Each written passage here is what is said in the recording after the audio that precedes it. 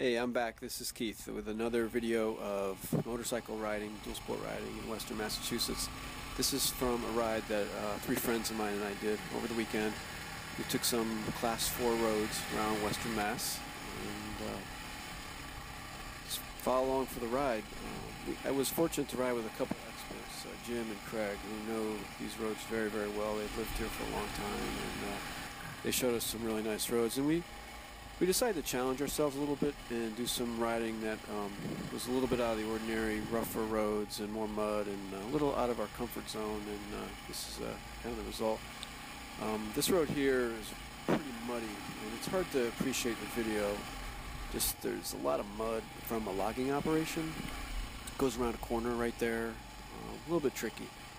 Of course, it never looks as bad on the video as it does in real life, you know, but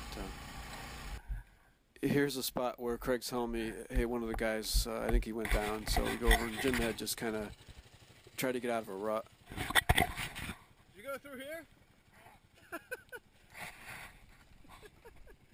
And, you know, no damage, no harm, no foul. Yeah. And, you know, we're back underway again. Yeah. Yeah, look at Jim's tire. I mean, full of mud. This is my friend Mike doing the same section through here. It had a really rough section on the right. The left side was pretty good, and for some reason Jim and Craig both wanted to do the harder section. So this is the same road a little bit further down, a really, really rough, rutted section.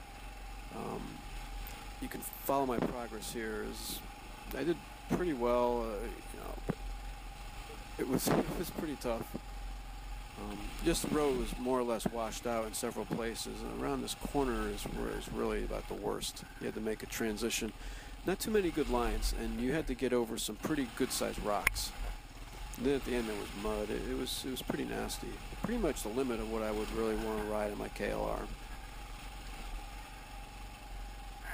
But it's a, you know, relatively short section.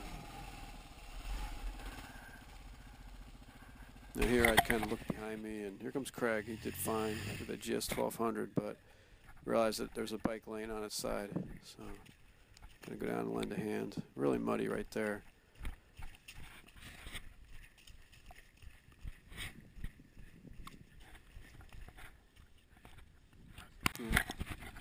Again, Jim was fine. We just got the bike backed up and just helped him out, and you know, just the section, you got to keep up your momentum. That was the key in this part. The rocks were pretty big, and you had to get some speed like right up one of these rocks right here. Yeah. It's really rough. That's what I did. I came right up that center. Yeah. You got to have your speed. If you don't have speed, it's harder. Yeah. But you can hit that. If you're going slower, you can cut across and come up. I came right up through the center too. Oh, did you? Well, I was carrying too much speed to try to cut back. I came up this way. I hit that rock right there. Yeah, the hardest part is gonna be that pipe. Right. This is it right here. Yeah. Where'd you go over the pipe? To the left? To the left. Far left. Right over the pipe or way over on the left? No, I go left because you got better pace. You got better line afterwards. Right up through there. Yeah. At the very end is a couple of big. After the pipe. Yeah, here we're just kind of debating the best lines to take and some strategy, and you know, here comes Jim, get right back on the horse and made it up no problem. And this top section was not easy. It was pretty rough. You can see here the mud, just how steep it was in spots. This is a road that Jim had found for us.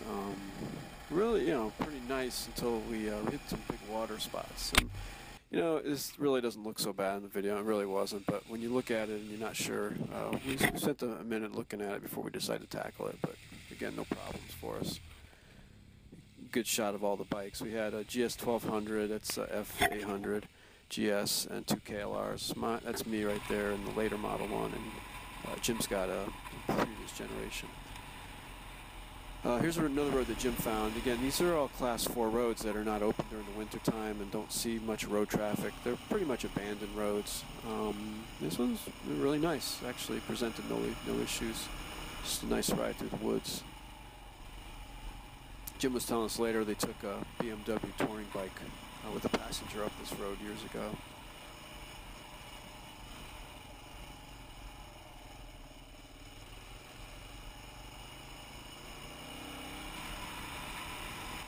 comes out here in a nice field. You know, it's just, we had really nice views. We didn't see anybody all trip either.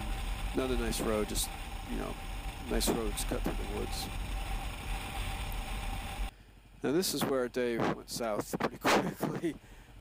This is a Class 4 road that Jim was like, hey, I've never been all the way on this road. I've been on both ends. Let's see what it's like.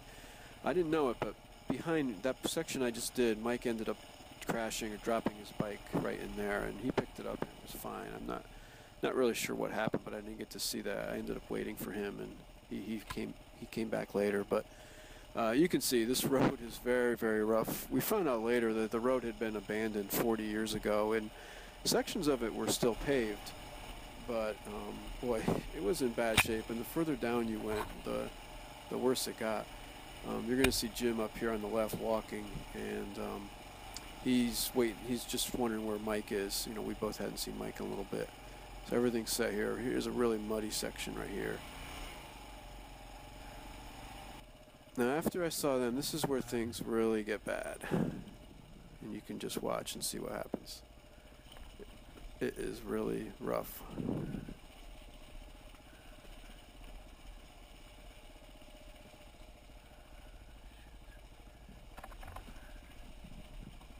You can hear I'm breathing hard. At some point I said, oh my God, it was worse than I ever expected.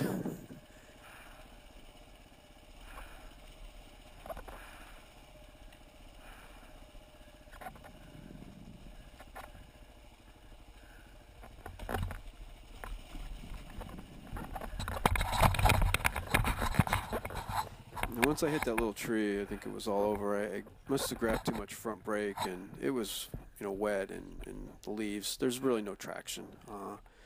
That particular section had really no good lines. I mean, Craig went down the left, which was the better way to do it. The right was put up right against that hill, and there's just very, very little room to work with. And the bike doesn't have a lot of good compression braking, so I was going just too fast, and I should have tried to modulate my rear brake instead of my front brake, but you know, no damage done. The mirror was, you know, I was able to spin it back. So, but now we're like, you know, how are we going to get these bikes down the hill? Craig had made it all the way down on his GS 1200, which is pretty amazing. And you know, after what happened to me, I'm like, well, maybe, you know, we should reconsider how we're going to get these bikes down. This is the kind of riding that I know really strong riders can do. Yeah, but I crashed.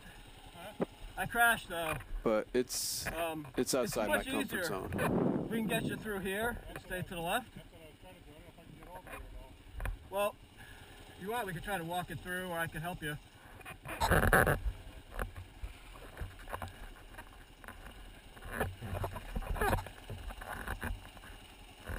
Yeah, it was good that I crashed over where those leaves are. Three of us were there to help each other out, because you wouldn't want to be in this road by yourself. Let's just walk it down. Okay. I was thinking about going right down that side there. There ain't no good way. There's no good way. It's really running. If you want, turn it, you know, put it in gear, turn it off. We'll walk it down through here. Okay. Just to be safe, you know. I don't know how Craig did it. By this time, Craig's at the bottom of the hill, kind of wondering what the hell happened to us. Oh shit! He just dumped it. Fuck. And he just it comes out. Yeah. dumped his bike right there. So, on this trip, all four of us dropped our bikes. No damage. We had a really good time, though. We all laughed about it afterwards, and we pushed our limits a little bit. We had a really good afternoon riding, and we'll be back with some better skills to show for it. So, thanks for watching, and check out my other dual sport videos. Appreciate it. Thanks. Bye.